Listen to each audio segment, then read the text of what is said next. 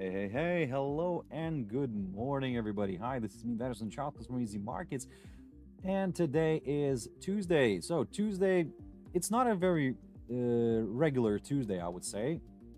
It's a last Tuesday of 2024, the last session of the Daily Pitcher International with me, ladies and gentlemen, as well. Hey, we had a good run. So, look, this is actually a video preview for the webinar, which is going to happen in a few seconds. So, do not tune out. Hopefully, you'll enjoy this last session. Yeah, I'll see you in a bit.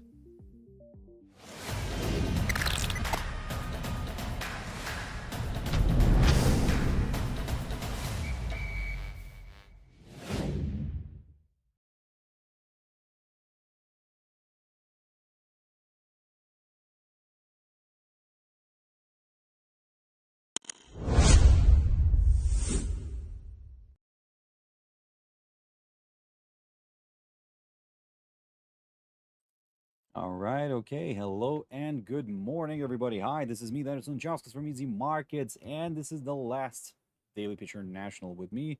Yes, ladies and gentlemen, what better way to end this session as like than on the last day of the year?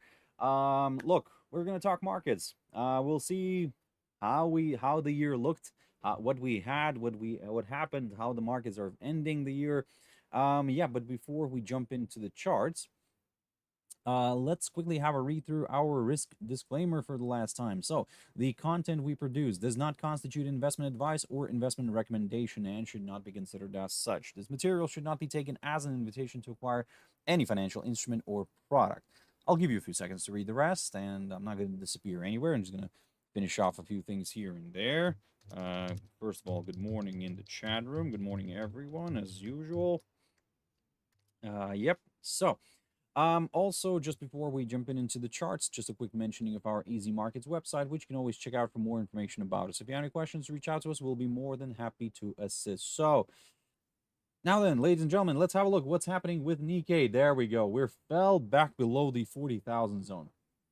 We fell back below the 40,000 zone, and well, that's where we're most likely going to stay this year, basically. So yes, we finished the year below the 40,000 zone, and what's interesting here is that this 40,400 area actually did a better job than the 40,000 zone. So in a way, we can say that this now becomes the next area to watch next year, if you're looking for some higher levels on this one. So long story short, if we do clear this barrier, amazing. I will say I will get a little bit more comfortable again with the upside. But for now, of course, the question is, are we gonna get? Oh, sorry, my nose is very itchy today.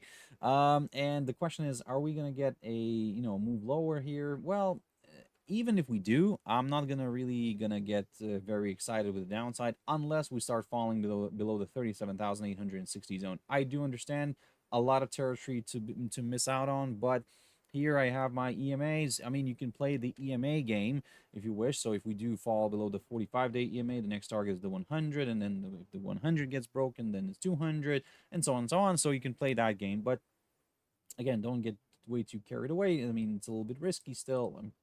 As everything, to be honest. Nevertheless, yeah, this could be quite interesting later on once we get closer again to one of the sides of this little range. So in terms of economic data, do we get anything interesting? Nope, not really. So yeah, I think let me just double check something.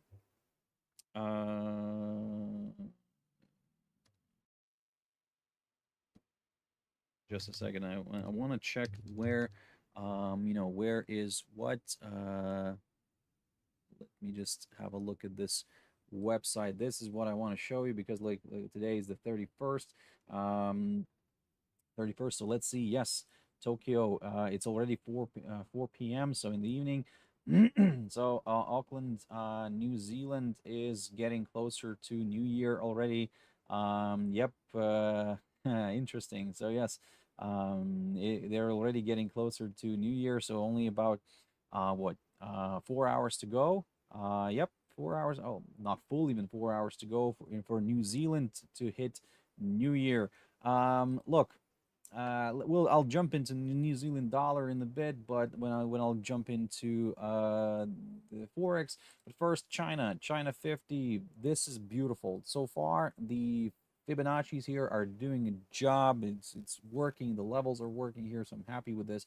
The 13,700 zone is providing resistance on the futures here. If we do push above it, wonderful. I'll go for more. I'll go for higher levels. My next target will be the 14,366 down zone, and then we'll take it from there. For the downside, I would love to see a drop below the 12,935 zone right here. I do understand we're missing out on a lot of territory, but hey, I'd rather be safe than sorry. We got some Chinese data this morning from, and that was the NBS manufacturing PMI number, which came out, which managed to remain in expansion territory. That's great. NBS non-manufacturing PMI 52.2. So, okay, right. Okay, that's fine. I mean, this is even better. I would say non-manufacturing PMI is looking very, very good. Look, China 50, I would say it's still an interesting one for me, especially looking at the monthly chart. And on the monthly chart, I can see that, hey, we tried to stay above that 13,700 zone, but we failed.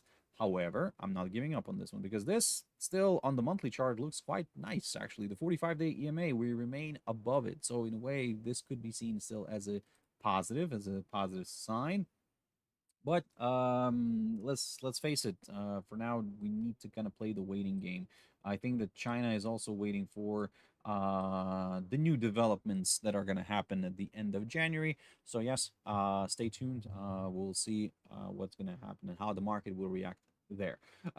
Let's jump into ASX 200, ladies and gentlemen. Australia, there we go, drifting lower and approaching this area right here, the 38.2 zone. Australia, Sydney, I mean, they're already closed. So, hey, the index here ended the year. Let me just actually let me just see where we have ended the year.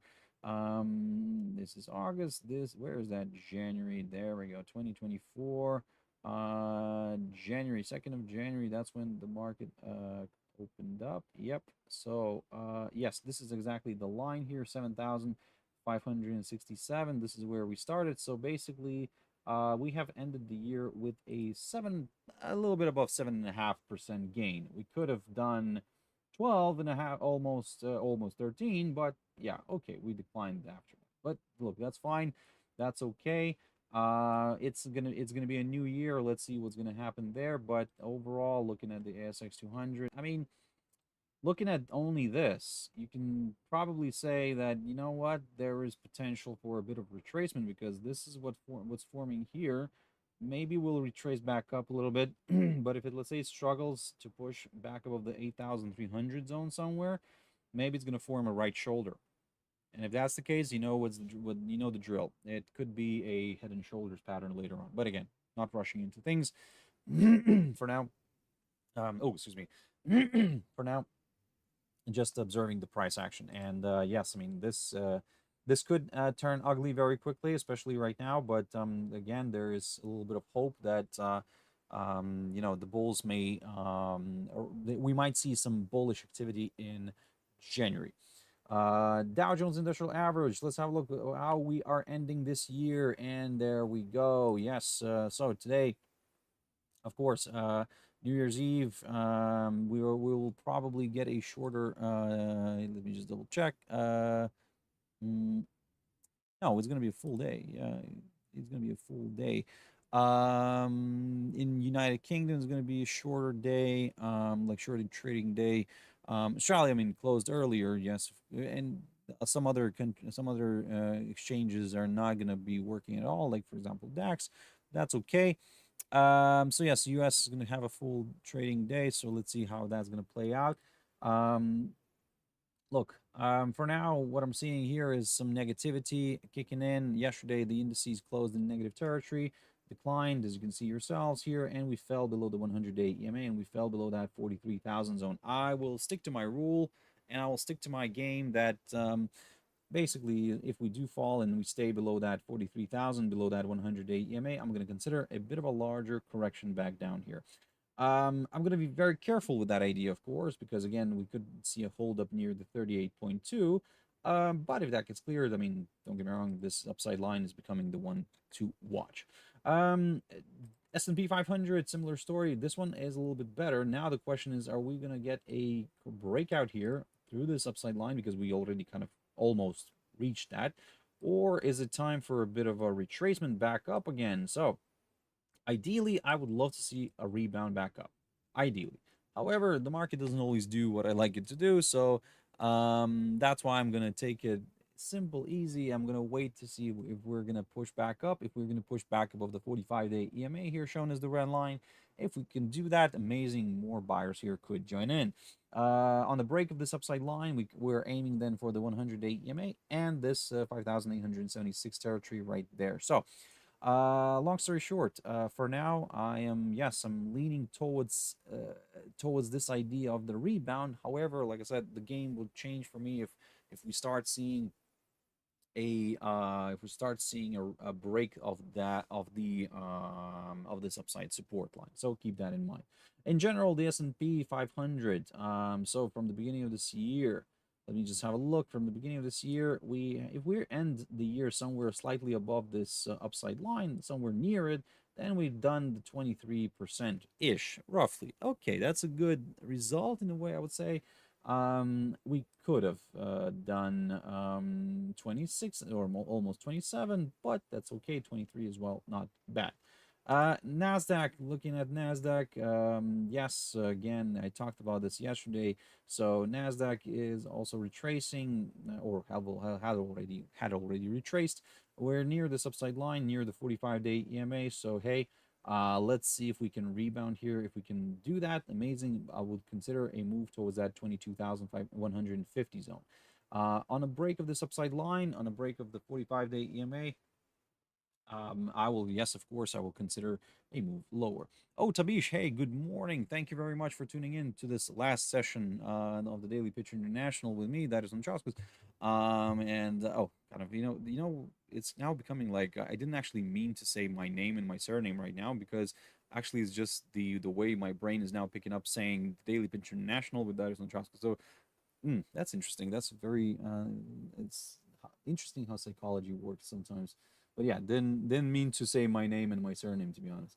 Anyway, but yeah, Tabish, thank you very much for tuning in. Really, really appreciate that. Thank you very much in general for being here and actually going in there and saying good morning and saying hello. And I really, really appreciate that because that's it makes you feel not alone here, So I'm already talking to myself in a bubble here, but hey, it's like I said, thank you very much for being there and other guys, Oh, I'm trying to remember right now. Well, my memory on the names is very, very bad. Um, oof, oof, oof, oof. I know that there's something spinning in my head. The one person who has been also watching these, Tabish, you and uh, somebody else. Oh my God. Anyway, please forgive me the other few people who were commenting. I can't remember. My brain is bad with names, unfortunately. But look, Nasdaq 100. Coming back to that situation, at least something that I'm kind of good at. Nasdaq 100 retraced nicely. So now the question is, can we see a rebound? And if we can see a rebound, yes, I will continue targeting the current all-time high.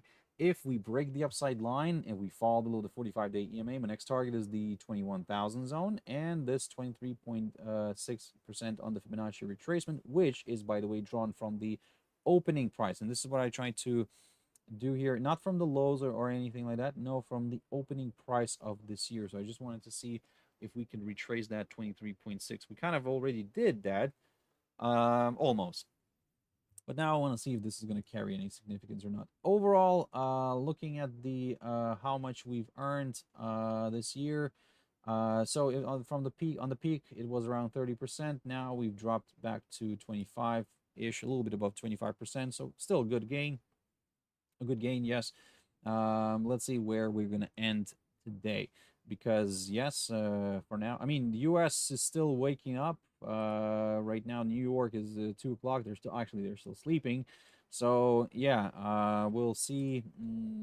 We'll see how this market plays today.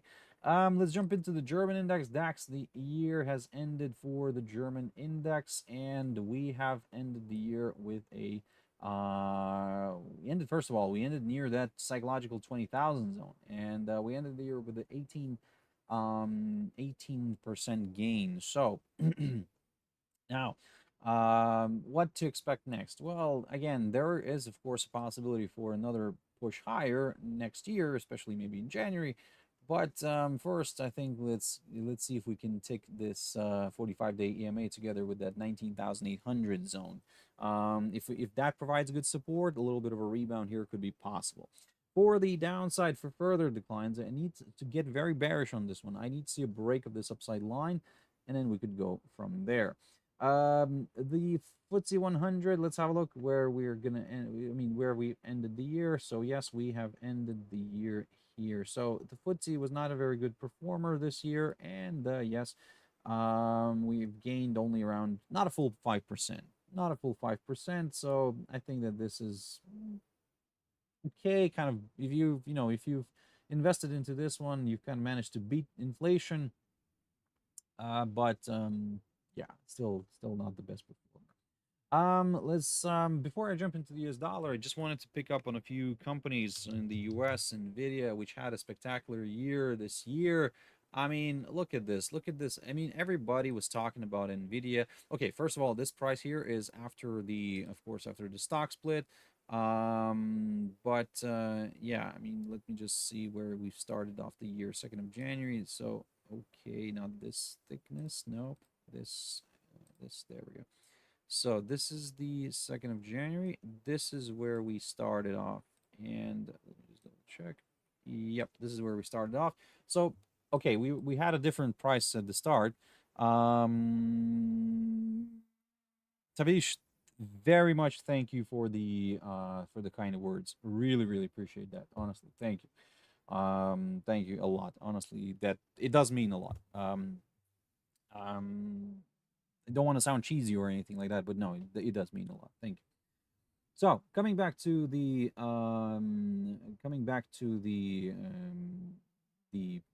Nvidia here, Nvidia stock. Look at this. I mean, look at this performance. This is just crazy. I mean, this is look. I mean, at one point we had a 210% gain. I mean, this is just wow. We've ended the year only with, or actually, we have not ended the year yet, but let's say roughly it was going to end up somewhere here, probably only with 180% gain.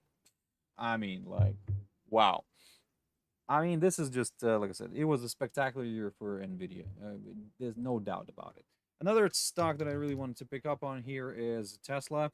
Of course, Tesla, okay, yesterday they closed slightly above that 414.50 zone. I talked about it and said that this is where my kind of my barrier for my downside. So, in a way, if this continues to hold, I will consider a bit of a retracement back up. Now, in general, look, don't get me wrong. You do not really apply technical. Okay, you can apply technical analysis on stocks, but you don't really focus on that too much because it's still the fundamentals that are main driver behind it. And here, I mean, look, I mean, it's forming something of a descending triangle. This could potentially lead to a bit of a retracement, but again, it doesn't matter either way. I need to see a break below the 414 zone here in order to go lower. Tesla, looking at the year, how we have performed this year. Let me just grab one of the lines here, maybe. Yes, where's that? 20 January. So let me zoom in here a little bit.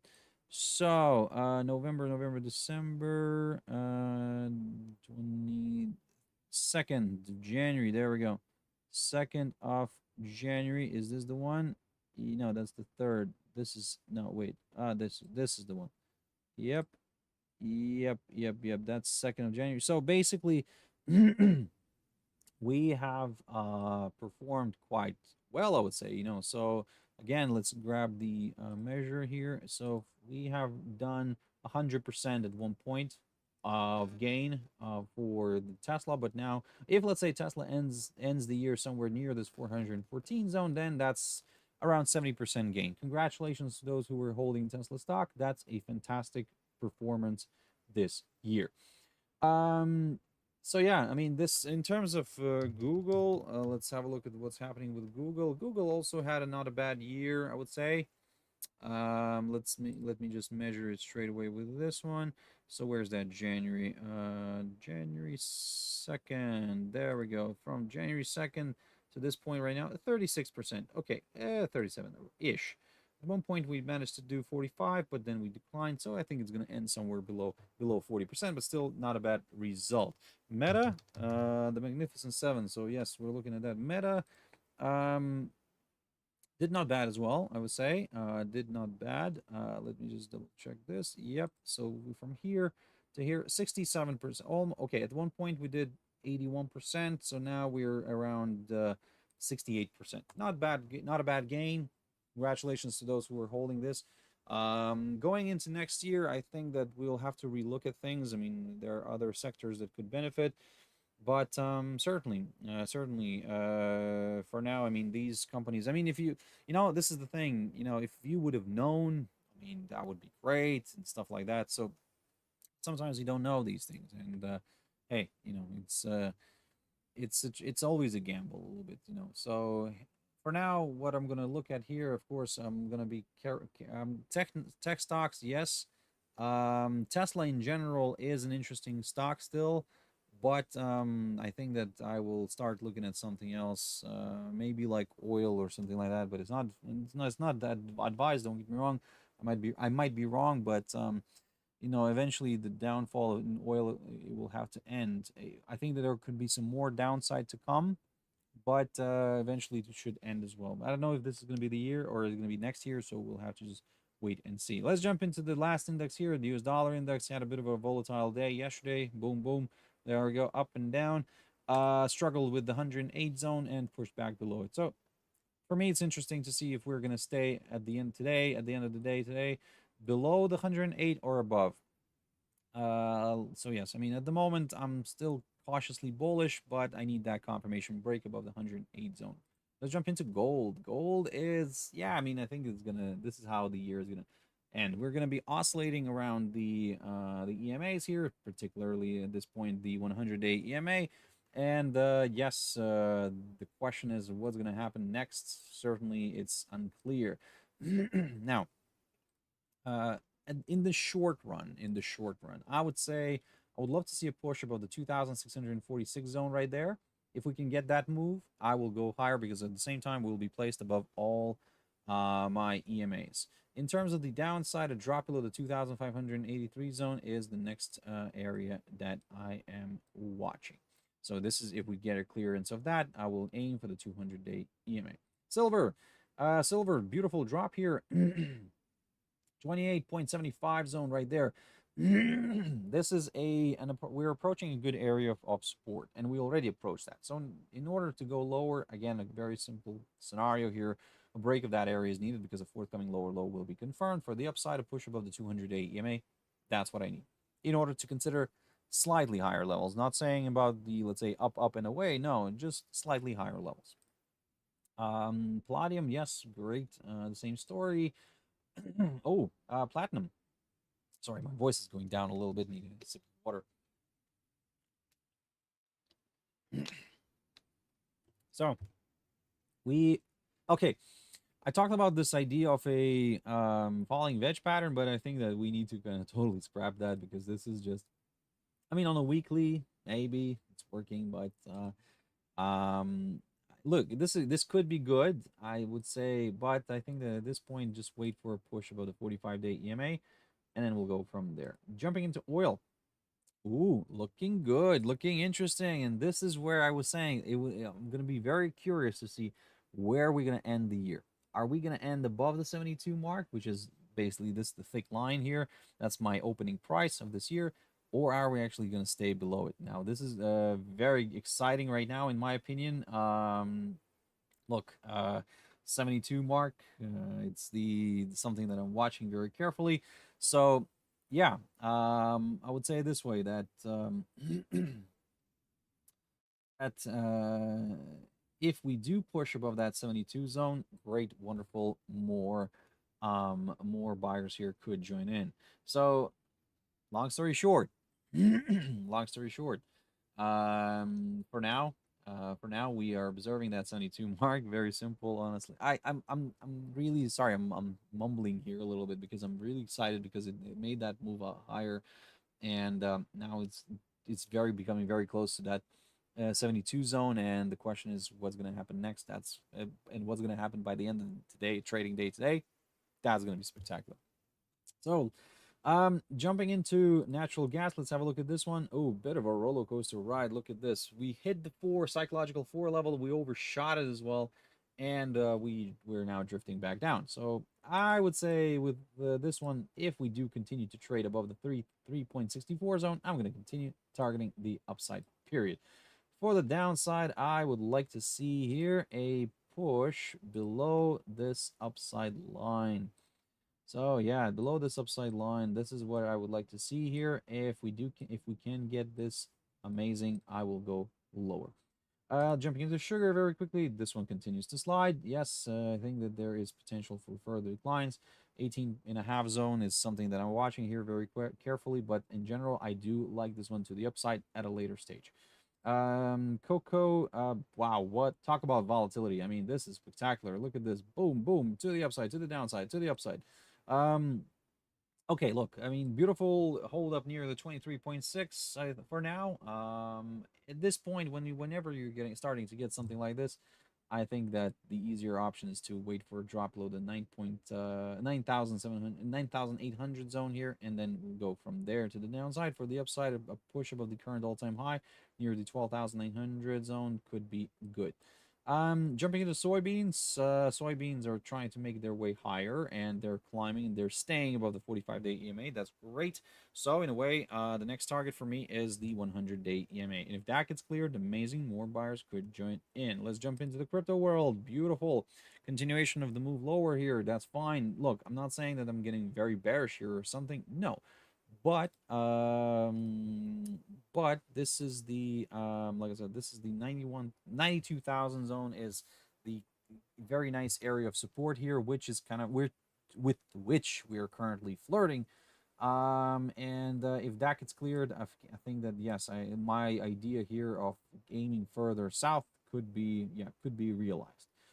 So far, we're slowly aiming to the downside because I said to you that if we do fall and stay below the 45-day EMA, I'm going to continue targeting the downside. So this upside line is something that I'm going to be watching very carefully. For the upside, pretty straightforward. A push above the 100,000 zone, I think that could be the game for me. Bitcoin Cash. Ooh, very nice. Hold up here near this 432 zone. Amazing. So yes, let's see what's gonna happen here. And certainly, yes. If we do get that clearance of the 432 zone, I'm leaning towards the downside. Ethereum. Let's have a look at that. This one, it's stuck. Nothing major, but still the same game plan for me. I need to see a push above the 3,500 zone in order to go lower. In order to go higher. Litecoin near its key support near the 96.7. So the most important, we fell below the 100 zone. Okay, and we're currently trading below it. So if we do fall below that 96.7, great, amazing. I will go further south. Dogecoin, flirting here as well. It seems like it wants to go lower, but everybody's waiting for something. Polkadot, this one already made a move. We fell below the 100-day EMA, below that 61.8 here on the Fibonacci retracement. So yes, my next target is the 200-day EMA, and then I'll take it from there. Solana, let's have a look at this one. Stuck. I think we're gonna wait for New Year. I think that maybe then something will happen in the first days of New Year. Maybe we'll see some action in there. And Ripple is flirting with that psychological 2 level. I think that yes, that's the area to watch. But initially, I said to you that if we do fall below this 2.18 zone, my next target is the 45-day EMA, which is roughly around the 1.96 zone. So that's what I'm aiming for, and I'm going to stick to that to my game plan. AUD USD. So jumping into the forex world. Now, I love this pair. It is very nice. at this point, and I said to you yesterday that, look, I mean, okay, the market is closed already in Australia. That's it for the year. And basically, the pair managed to remain above the 0.62 zone. However, the US market is not closed yet, so we'll see what kind of movement we'll get here. Are we going to get that jump in the US dollar, or actually it's going to stay flat and we're going to remain above that 0.62 here on AUD USD? Let's keep an eye on this, because if we do fall below it, I'm aiming for the 0.6170 zone after that. In general, I would love to see a push higher here, but again, a break of this downside line here is required, which is drawn from the highest point of September of this year. Jumping into AUD/JPY just to see how it's happening here, drifting lower. Yes, the stock market is not feeling the love right now, and that's what we're seeing here in AUD/JPY.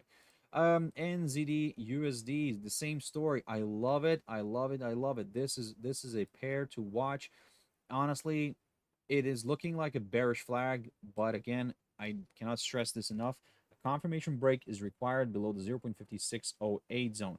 If we can get that move, a forthcoming lower low will be considered, will be confirmed actually, and then we could aim for the lowest point of 2022 near the 0.5511 area, and then we'll go from there. In terms of the upside, of course, some of you are looking at higher levels, but look, I think that we need some sort of action here. We need some sort of action to the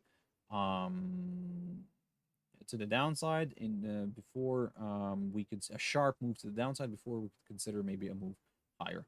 NZD, there we go. My voice. Sorry, NZD. USD/JPY. USD/JPY falling back below the 156.75 territory. Interesting. So I will consider a bit of a retracement back down towards the 45-day EMA as long as we stay below the 156.75. If this is just a false breakout, maybe then the upside scenario is not off the table. USD CAD, beautiful choppiness here, I would say. But in general, I think everything is in line. I mean, I talked about this upside line here. This is something that I'm going to be aiming for a bit of retracement. That would be nice in my opinion. In general, this year, let me have a look. This is where we started the year, and honestly, this pair, I mean, at the moment, this Canadian dollar is lost around 8%, 8.5% of its value in relation to the US dollar, to its neighbor. But again, let's see what's going to happen next year, because in general, I am considering this move here. I mean, this is just this is when oil declined heavily, and I think yes, the weakness we saw a weakness in oil this year, but I'm not saying that I'm done with the weakness in oil. That yes, we're seeing a push higher right now, but you know what? I'm taking everything with a pinch of salt, because there is still potential for some more downside in oil. Let's see how that's gonna play out. Now, USD CAD, like I said, for me, the upside scenario is going to be only if we do pop above the 1.4467, and then we'll go from there. US dollar against the Swiss franc. Blair, okay. Oh, there we go. Perfect way of ending the last session is with when your throat is not cooperating with you. But anyway, 0.9050. Just a second. Just a second. 0.9050. Look, I mean, this is just okay. There we go. There we go. This is just spectacular, and this level is, I'm loving it. 0.9050. Look, if you're, I mean, in general, I've reached my target. I'm happy. Now the question is, can we clear this, and can we go higher? Well, by higher, I mean going for here, for something around these areas. And yeah, these are the ones, 0.9158 and then 0.9225 zone. This is what I'm going to aim for if we do clear and stay above the 0.9050. Let's jump into the pairs that I talked already about, and I'm just going to review them again. GBP Aussie, good move here. In general, good result on this one. I mean, look at this. We started the year here. Where's that? January? Yeah, there we go. So this is where we started the year. There we go. And look where we ended. I mean, in terms of percentage gain, I mean, roughly 8.5%. I mean, that was the peak. Right now, around 8%. So that's a lot of devaluation in the currency, I would say, in relation to another currency. But look, this is what's interesting. This is what's interesting. This is what's fascinating me right now. I mean, are we gonna get a bit of retracement here? Looking at the MACD, it seems like that we are seeing a possibility for a downside momentum appearing. So let's keep an eye on that, ladies and gentlemen. A bit of retracement, of course, would be nice. Again, don't get me wrong. Everything we need to take with a pinch of salt. GBP JPY, beautiful retracement. Look at this. I mean, talk about testing the broken trend lines from the other side, and this is one of those examples. So yes, we've pushed higher, and then we struggled to move further north. We actually found some resistance around here near this 198.96. So basically, if you're looking for some higher levels, I think that, yes, I'm considering a bit of a rebound maybe, but actually, you know what? I want to be a little bit on the safe side. I'll wait for a push above the 198.96, and then ideally a push above the 200 zone would be great here on GBP JPY. But again, I'm not rushing into things. If we start falling below the EMAs, below my EMAs, and then we clear maybe this 192.85, then yes, more sellers here could join in. GBP NZD. Beautiful. Again, 2024 started off right here. Let me just mark this here. There we go. There we go. Ah, no, wait. That's the opening price. Yeah. So we started slightly above the two, and look at this. I mean, British pound against New Zealand dollar. Wow, wow. This has been a fascinating, almost 10%. New Zealand dollar declined around 10% here. Wow, that's spectacular, I would say here. And it's still, yeah, it's around 10% devaluation against the British pound. So good year for the British pound in general, but let's see what's going to happen next year. Will we see some action in AUD and NZD, or actually further devaluation of those currencies? For now, let's keep an eye on those. And yep, looking at this picture, I will say that if I'm looking at some higher levels, a push above this 2.2467 area is required. For the downside, well, ideally a drop below the 45-day EMA, but I will start looking at some lower levels already if we do fall below the 2.21.5 area. GBP USD, beautiful, beautiful choppiness. Yesterday we've tested the 1.2608 zone. I talked about this area, and it just once again proved to me that it's a strong area of resistance. In order to go higher, a break of it would be required. For the downside, pretty straightforward. 1.2487 is the one that I'm going to be watching carefully. Jumping into the Euro CAD here, Euro CAD. Oh, look at this choppiness here. Boom, drifted back down, tested the 45-day EMA together with the 100-day EMA, but managed to stay above those two. So that's in a way giving us an indication that there is potential for a rebound back up. In terms of the downside, a drop below this 200-day EMA is required. Below the 1.4875 zone, yes, is needed in order to go lower. Euro GBP, my unfavored pair, it's stuck, and actually, you know what? Let it be. I mean, honestly, I will probably consider the upside scenario on this one if we do pop above the 0.8328. For the downside, I would prefer to wait for a drop below the 0.8225 zone right there. Honestly, I'm leaving this big area just for it, its action, this whatever it wants. It can do whatever it wants there. I'm not touching it. Euro USD. So the big debate we had with Kristen de la Frate. I mean, I said that I'm gonna be having this proud moment right now. I was talking about that we're gonna stay below the 1.04 area. He said we're gonna go. I think he was above 1. Around 1.5. Okay. Well, the question is for me right now. I mean, are we gonna see this one below the 1.04 today, or actually just bang on the 1.04? Well, to be honest, I think that I will stick to the I will stick to the downside for now, because this for me is just beautiful. It's just amazing. The 1.0450 zone has provided fantastic resistance, and there we go. Look, in general, I would prefer to wait for a push below the 1.0335 zone in order to consider some lower levels. For the upside, a break of this downside line, a push above the 45-day EMA. That's what I need in order to go higher. Ladies and gentlemen, that is it, and that is a wrap. So I hope you enjoyed these sessions over the past not full to almost 2 years. Ladies and gentlemen, I've started off with these sessions with the Daily Pitcher International in March, around March time. Of just double check actually when was the first video made. It was March, the beginning of March of 2023. Yes, and this is when we started the sessions.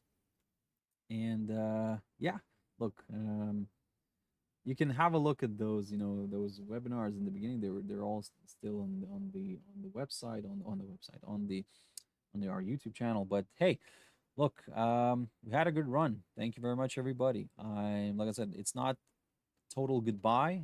You will still be able to find me on the outskirts of YouTube. You know my name, you know my surname. But yeah, in terms of Daily Pitcher International with Easy Markets, look, thank you very much to this company. I mean, I really appreciate everything what it did and for this wonderful opportunity. So yes, I mean, I think that it was a great run, and I think it was, you know, we have mutual respect to each other, and yeah. Look, and to my viewers, thank you very much for for watching and listening till the end. Even if you just watched what you wanted to watch, I hope it was useful. I hope it was useful. And look, like I said before, it's not goodbye. It's till next time. So thank you very much, ladies and gentlemen. I shall see you later. As always, I want to end up my session with stay safe, have your stop losses in place, risk only what you can afford to lose, don't overtrade, and everything will be fine. Happy New Year. Bye bye.